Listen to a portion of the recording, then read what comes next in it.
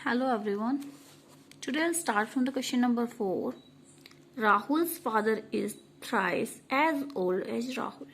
बच्चे दिया क्या हुआ, देखो राहुल के जो पापा है ना वो उसकी एज के 3 टाइम्स हैं. After 12 years he will be just twice of his son. Find their present ages. कि 12 साल के बाद वो अपने बेटे की एज के 2 टाइम्स रह जाते हैं. ठीक है, हो जाते हैं. So you have to find out the present edges.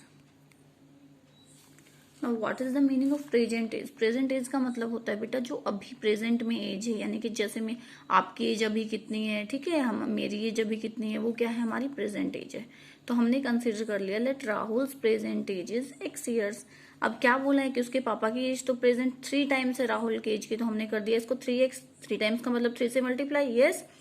फिर क्वेश्चन क्या कह रहा है आपको कि 12 ईयर्स के बाद, आफ्टर 12 ईयर्स क्या हो जाता है, जो राहुल की एज है ना, राहुल की जो एज है वो उसके पापा की एज की आधी है. यानी कि या क्या कह सकते हो आप कि अगर हम राहुल के पापा की एज को 2 से डिवाइड करते तो दोनों की इक्वल हो जाएगी. यस. तो हमने क्या किया कि x प्लस 12, यानी कि अब अगर आपकी एज 12 ईयर्स है, 13 ईयर्स है, तो 5 ईयर्स के बाद क्या होगी, 17 हो जाएगी, 5 ऐड हो जाएंगे. ऐसे ही जब x ईयर्स थी तो इसमें 12 ऐड हो जाएंगे क्योंकि 12 ईयर्स बाद के निकाल रहे हैं हम. यस. इसमें भी 12 ऐड हो जाएंगे. अब वो कह रहा है कि ये जो एज है ना, ये जो एज है, जो राहुल के पापा की एज है वो उसके बेटे की एज की डबल है, ट्वाइस है. तो हमने इसको 2 से डिवाइड कर दिया तो दोनों इक्वल हो जाएंगे.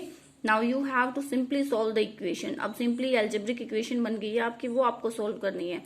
यहाँ 2 से अंदर मल्टीप्लाई कर दोगे दोनों की, फिर जो 3x को इधर लेके जाओगे 3x माइनस 2x हो जाएगा, इधर लेके आओगे 24 minus 12 and x is equal to 12. 12 क्या है, अब राहुल की एज थी तो फादर की एज कितनी हो जाएगी, 3x थी, जो 3 इंटू 12 36 ईयर्स.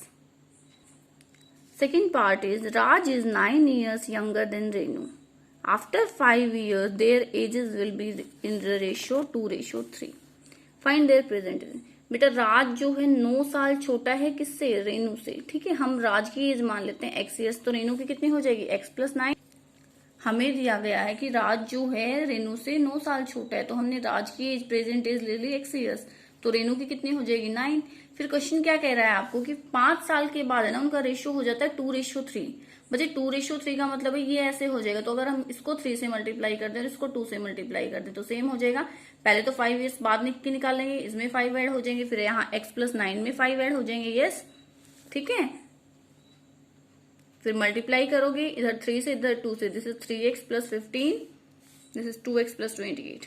3x 2x को इधर लेके आओगे, 3x माइनस 2x 15 को इधर लेके जाओगे, x इज इक्वल टू 13.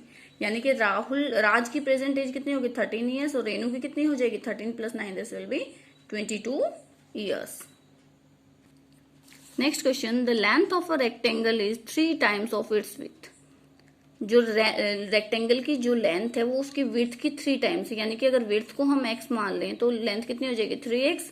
फिर दिया हुआ है पेरीमीटर आपको कि रेक्टेंगल का जो पेरीमीटर 96 मीटर है, आपको उसकी लेंथ एंड विड्थ निकालनी है. बेटा आपको पता होना चाहिए कि रेक्टेंगल का पेरीमीटर क्या होता है, 2 into length plus breadth. Yes. Look here, we consider that let the breadth of the rectangle be x metre, तो लेंथ कितनी हो जाएगी इसके 3 टाइम 3x. अब पेरीमीटर हमें पता है क्या होता है, 2 इंटू लेंथ प्लस ब्रेथ, जो कि 96 मीटर आपको गिवन है. लेंथ की जगह पे रखोगे x और ब्रेथ की जगह, सॉरी, लेंथ की जगह पे 3x और ब्रेथ की जगह पे x. 3x and 1x 4x, 4 2 जा 8x इज इक्वल टू 96. इधर से जाएगा, कैसे जाएगा, डिवाइड में जाएगा. So x is equal to 12 metre. अब ब्रेथ आ गया आपकी 12 मीटर, तो लेंथ कितनी थी 3x, दिस विल बी 3 12 जा 36 metre. Look at the second part. Second part भी आपका बिल्कुल सेम वही है, बस थोड़ी सी कंडीशन चेंज है. यहाँ 5 टाइम्स कर दिए, तो जहां ब्रेथ x थी वही x रहेगी, जहां लेंथ आपकी 3x थी वहां क्या हो जाएगा 5x, और पेरीमीटर आपका हो जाएगा 144 मीटर. देखिए ब्रेथ आपकी हमने कंसिडर कर लिया x है, तो लेंथ कितनी हो जाएगी 5x, पेरीमीटर क्या हो जाएगा 2 इंटू लेंथ प्लस ब्रेथ, दिया कितना हुआ है 144 metre.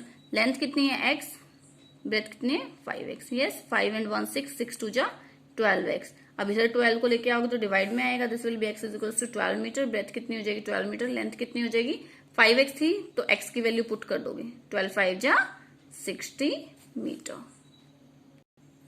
Next is question number 6. In an isosceles triangle, the base angles are equal. The vertex angle is 5/2 times either base angle. What are the angles of the triangle? देखो बच्चे given क्या है, हमें given है कि हमारे पास एक triangle है, बेस एंगल होते हैं ये आइसोसेलेस है, यानी कि ये दोनों साइड इक्वल है और इसके ये बेस एंगल है, ये एक्स है तो ये भी एक्स है, ये हमें गिवन है कि दोनों इक्वल है। यस, कि बेस एंगल जब साइड इक्वल होती है तो इसके अपोजिट एंगल भी हमारे इक्वल होते हैं, ठीक है। और वर्टेक्स, ये जो ऊपर वर्टेक्स एंगल है ना, ये इसका 5/2 है, या तो इसका ले लो या इसको ले लो, क्योंकि दोनों इक्वल है। यस, अब हमने कंसीडर कर लिया कि जो बेस एंगल्स हैं वो x डिग्री है और वर्टेक्स एंगल है 5/2 ऑफ x। यस, अब एंगल सम प्रॉपर्टी आपको क्या कहती है? एंगल सम प्रॉपर्टी आपको कहती है कि तीनों एंगल्स का सम, किसी भी ट्राइंगल के तीनों एंगल्स का सम क्या होता है? 180 डिग्री। यस, तो यहां से क्या हो जाएगा? ये भी x, ये भी x, ये 5/2 x। Yes, x plus 5/2 x is equal to 180 degree.